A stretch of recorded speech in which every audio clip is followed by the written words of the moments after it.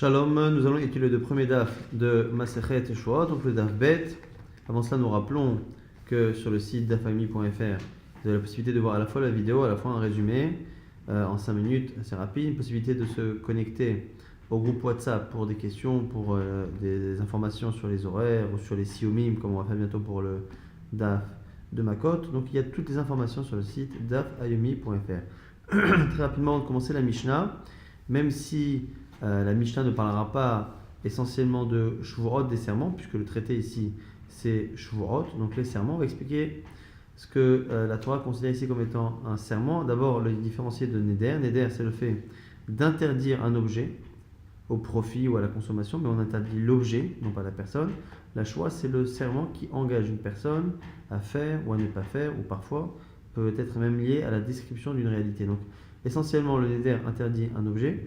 La Shua est liée plutôt aux actions, aux descriptions des faits, même si ça peut parfois se joindre dans la pratique, mais en tout cas dans le fonctionnement, ce sont deux choses séparées. C'est pour ça que la Shua ne peut pas confirmer ou infirmer la Torah, parce que finalement c'est déjà quelque chose qui a été promis au Har Sinaï. Par contre, Nedarim, ça peut rentrer en contradiction parfois avec la Torah. Donc on va rapidement énumérer les Shuot. Donc les Shuot Bitouy, celui qui jure qu'il a fait, qu'il n'a pas fait, qu'il fera ou qu'il ne fera pas, et ce n'est pas le cas, il transgresse Shuot Bitouy. Shuot Shav, c'est celui qui jure à propos de quelque chose qui n'a un serment vraiment inutile. Shuot Shav, donc c'est soit il jure sur quelque chose qui est faux, mais tellement faux que personne n'a de doute, et donc du coup, c'est même pas considéré comme un mensonge, si ce n'est que c'est une Shuat Shav, un serment en vain, ou celui qui jure sur quelque chose qui est aussi évident. Je jure que la table qui est sous nos yeux existe. Ici, son serment n'ajoute rien, et donc c'est Shuat Shav. Shuat Ha'edut, c'est celui qui ne veut pas témoigner d'une situation à laquelle il a assisté, et il jure qu'il n'a pas assisté à cela, c'est Shuat Ha'edut. Shuat Ha'pikadon, c'est celui qui doit de l'argent, ou qui doit rendre un objet dont il était le gardien, et qui jure qu'il n'a jamais pris cet argent, pris cet objet. Et il y a des serments que la Torah a imposés lorsqu'une personne nie une partie de ce qu'elle doit, lorsqu'il n'y a qu'un seul témoin, et lorsque l'on est gardien d'un objet et qu'on dit l'avoir perdu, on doit jurer. Et les Chachamim ont rajouté d'autres cas comme Shuat Esed, qu'on verra un peu plus tard dans la Maseret. Le début déjà de la Mishnah, Shuot, Sheim, Shenarba, il y a deux types de serments rapportés dans la Torah, les hara ou les hétiv, positif ou négatif. Mais en réalité, quand on regarde de manière plus précise, chez Narba, ça en fait 4. Il dit Rotatuma, les cas d'impureté de celui qui va au Beth Mikdash en étant d'impureté et qui transgresse le fait de rentrer au Beth Mikdash, de toucher aux ustensiles ou à tout ce qui est Kodesh. À ce moment-là, il y en a 2 dans la Torah. Mais chez Narba, qui en réalité, quand on regarde en détail, il y en a 4. Yetziot Shabbat, les transferts de Shabbat, rentrer un objet ou sortir un objet en fonction qu'on se situe à l'intérieur ou à l'extérieur, c'est 2 transferts, mais qui en font en réalité 4. Shehen, Arba, Ma'ot, Negaim, pareil, les plaies de Tsaraat, ces maladies de peau qui rendaient impurs. Shnaim, Shen Arba, 2 qui en réalité en sont 4. Et Shesh Bayedi Abba Techila, maintenant on va expliquer le Korban en Lev Yored, celui qui rentre au Beth Mikdash en état d'impureté. Quels sont les sacrifices qui vont pouvoir lui permettre de se faire pardonner? Si il est au courant au début qu'il est impur, et il est au courant également à la fin, c'est-à-dire il sait qu'il est impur, il oublie, pendant qu'il oublie, il rentre au Beth Mikdash, et après il s'en rappelle. À ce moment-là, il a Yedia au début et à la fin, donc c'est ce qu'on dit ici, mais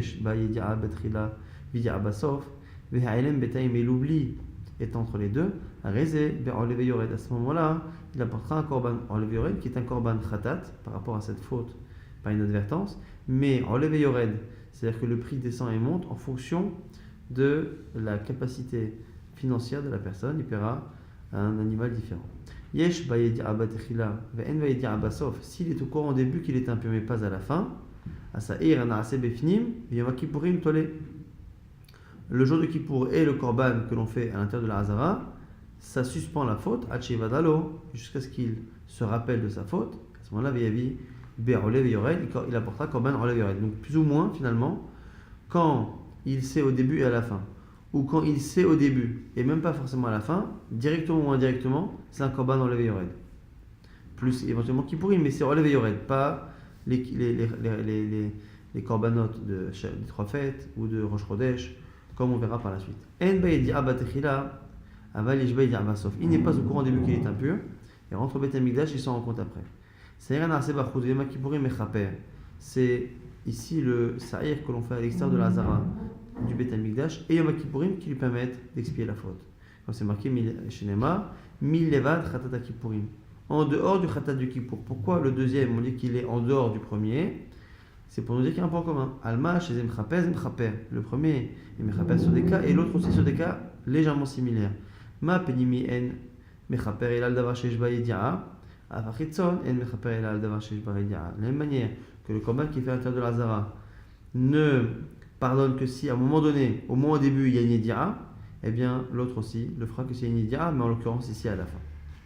Ve'al shen ba yedi'a lo batchila ve'lo basof. Dans le cas maintenant où il n'y a aucune connaissance de cette impureté ni au début ni à la fin, serré à regalim ou serré à shechodashim mechaperin.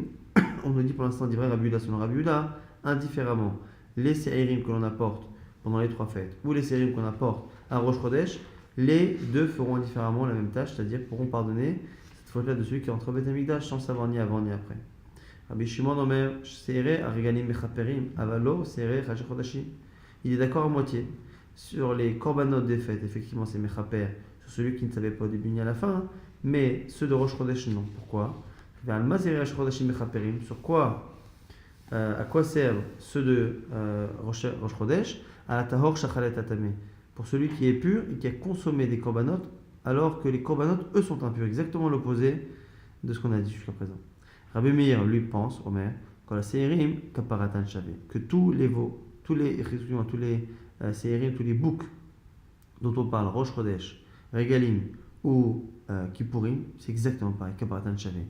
Al Tum'at Migdash Vekadasha, parce que finalement, l'essentiel, c'est que ça vienne régler un problème de Tum'a, d'impureté, qui est incompatible avec ce qui est lié au Beit HaMikdash, que ce soit la nourriture, que ce soit les Kelim, que ce soit le Beit HaMikdash en lui-même. Maintenant, on reprend la vie de Rabbi Shimon. Rabbi Shimon disait que, encore une fois, le Rosh Chodesh, c'est que pour Achal Shachal Tameh, Taor Shachal Tameh, mais pas pour le reste. Alors, Aya Rabbi Shimon Omer, c'est Rosh Chodeshim, Mechaper la Taor Shachal Tameh. Celui de Rosh Chodesh, c'est Mechaper pour le pur qui a consommé des korbanot impurs. Ceux des fêtes, Regalim, Chaperim, Al Shel Baïdia, Al Otchelol Basov, ça sert pour celui qui ne saurait pas ni au début ni à la fin. Ve'eshel Yom Kippourim, Mechaper, Al Shel Baïdia, Batchila, Aval Yedia Basov. Celui de Kippour, il vient pardonner celui qui n'était pas au courant au début et qui l'était après. Bon, là, ils ont dit Maouchi, Krébouze Bazé. Alors, ils lui ont posé une question théorique. Est-ce qu'on peut intervertir les séirim de Rosh Chodesh, par exemple, de Kippour, de Shalosh Regalim? Exemple, donc on a un korban qui est réservé pour une de ces fêtes-là. Et on perd ce même korban. Donc, du coup, on le remplace par un autre. Une fois qu'on l'a remplacé, on retrouve le premier qui était perdu. Est-ce que quand on le retrouve, celui-ci qui a été désigné pour ça, est-ce qu'on peut l'utiliser maintenant? On dit voilà, il ne peut pas être fait pour cette fête-là, mais on va le transposer pour la prochaine, on ne peut plus le faire pour Kippour, on va le faire pour Sukkot. Est-ce que ça marche? Alors lui répond, Malayen, Ikrevo, oui, on peut les apporter. Amroulo, ils lui ont dit, oh, il va kaparatan shavé, puisque tu nous as dit toi que la kapara, la fonction de chacun n'est pas la même. Quand on est mis de côté ce série-là, c'est pour pardonner telle chose. Les cas où il n'y a pas de connaissance ni au début ni à la fin. Et l'autre, là où il y a la connaissance au début et pas à la fin. Ou l'inverse. Mais si ce n'est pas la même kapara, puisqu'on les a désignés, il ne peut pas être utilisé pour une kapara différente. Et Arkrevin Zebazé. Alors il répond à Malahem, Kulan Ba'in Mechaper al Tumat Migdash Vekadasha. À partir du moment où il y a un point commun entre ceux-là, c'est que c'est toujours par rapport à l'expiation d'une faute qu'il y a l'impureté liée au Beit HaMikdash. Quoi qu'il arrive, c'est la raison pour laquelle on peut intervertir, on peut avoir prévu ce bouc-là pour Kippour et finalement le donner pour Sukkot, mais ça ne veut pas dire qu'après, dans le fond, en pratique, l'un va pardonner sur des fautes que l'autre ne pardonne pas. Rabbi Shimon ben Yehuda Omer Mishmo, donc Rabbi Shimon ben Yehuda dit au nom de Rabbi Shimon, toujours, c'est Rosh Chodashim Mechaperim Al Taor Shachal Tatame. Là, encore une fois, c'est la même chose. Celui de Rosh Chodesh, c'est pour celui qui a consommé des sacrifices impurs en état de pureté. Aussi, Falehem Shergalim, ceux des Regalim ont en plus, chez Mechaperim Al Taor Shachal Tatame, ça rajoute en plus que c'est Mechaper à la fois sur le Tahor et à la fois sur celui qui est rentré sans savoir ni au début ni à la fin. Aussi, il fallait Kippurim et Kippurim avec quelque chose en plus, que non seulement ça sanctionne celui qui est pur et qui a mangé de l'impur. Va'al baïdia alors celui qui rentre au Beit Hamikdash sans savoir ni au début ni à la fin. Et même pour celui qui est Nédia à la fin, mais pas au début. Alors, du coup, en gros, ils ont dit Maouch écrivez-vous zébazé. Est-ce que selon toi, on peut intervertir la même question que tout à l'heure? C'est une autre version maintenant de cette discussion. Donc, est-ce que si on a perdu un, qu'on l'a remplacé, est-ce qu'on peut le remettre après pour une autre fête? Amalahen, hen, il aura dit oui. En gros, ils ont dit Imken, Yush, le mec qui pourrait me crévin, Berach Chodashim. Il dit à la limite, je veux bien que celui de Kippour puisse être apporté à Rosh Chodesh. Pourquoi? Parce qu'on a vu que dans les fêtes, Kippour fait mieux que Regalim, qui fait mieux que les fêtes. Et donc du coup, c'est-à-dire que ce que peut faire le Korban Yom Kippourim, il fait ce que tous les autres peuvent faire. Et donc, si on l'a désigné pour Kippour, c'est pas Chout qui peut servir pour quelque chose de moins complexe. Et là, hier, Sharash Chodashim Krevim Beyom Kippourim, Kapara Shenashela. Mais si on a les Korban de Rosh Chodesh et qu'on est censé accepter l'idée qu'ils viennent nous aider à avoir Kapara pour Kippour, ça pose un problème. Amalek leur a répondu Kulan Ba'in Lechapal Tumat Mikdash Vakadasha. Il dit non, tous ces commandantes-là sont venus à la base pour régler un problème de Touma et le Mikdash, et donc du coup, le fait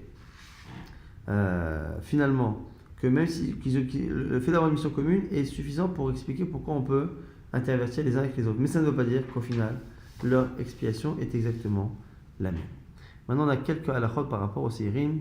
Al-Zedon Tumat Mikdash Vakadash, celui qui fait exprès de rentrer au Beit Hamikdash impur. Sa'ir Anaseh Bifnim Yom Kippourim Mechaperim, le korban de Kippour qui est fait à l'intérieur de la Hazara. Et le jour de Kippour, c'est Mechaper. Ash'ar Averot Shebatorah Kodot Chamorot Zenon Shegagot Oda Velo Dalo. Alors on nous dit c'est quoi? On nous dit que dans le cas où il y a d'autres avérots de la Torah, fortes, pas fortes, quoi qu'il arrive, Zenon Shegagot, fait exprès, pas fait exprès, Oda Velo Oda, qui sache, qui ne sache pas. Et à ce moment-là, assez lota, assez positif, négatif, Kretout ou Mitot Bedin, que ce soit Chiyuv de retranchement ou de la mort du Bedin, Sa'er Mishtalech Mechaper, le bouc émissaire, celui qu'on envoie au-dessus de la montagne, c'est Mechaper. Echad Israelim, Echad Kohanim, Echad Kohen Meshuach, que ce soit un Israël normal, que ce soit des Kohanim, que ce soit un Kohen Gadol, Ben Israël le Kohanim, et Kohen Mashiach. Alors on dit quoi? C'est quoi la différence entre l'un et l'autre, entre Israël et Kohanim? Alors la Gemara va dire, mais pourquoi tu poses la question? Il n'y a pas de question, mais parce qu'on a dit que c'était pareil.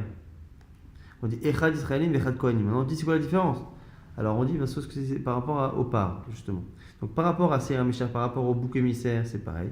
Par rapport au par, à ce veau qui est apporté par le Kohen sur lequel il fait bidouille, là il y a des différences.